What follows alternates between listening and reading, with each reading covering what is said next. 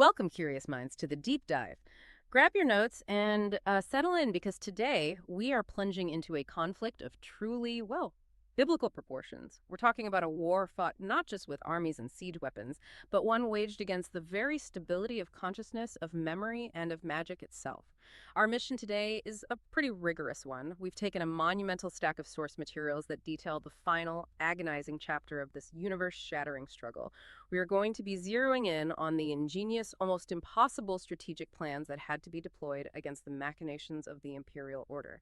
And not just that, but also the systemic collapse of magic across the world and the desperate acts of self-sacrifice that were required just to survive. It's so crucial to understand that this was a multi-front war. It wasn't just one thing. The final battle, when you really break it down, was less about military might and much more about who could unravel the deepest secrets of ancient magic and prophecy first. The stakes were absolute. I mean, they were centered on the fundamental rules governing the world of life, the devastating reality of corrupted magic, and, the existential threat of forgetting your own identity, your own purpose. Okay, so let's unpack this. To give you the clearest path through all this complexity, we've structured our deep dive around three central threads.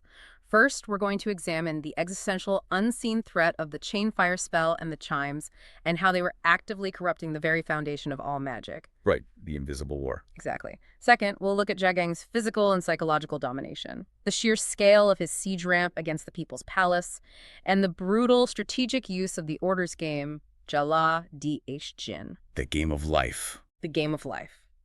And finally, we will dissect the true nature of the Boxes of Orden and how Richard Rahl leveraged that final terrifying solution.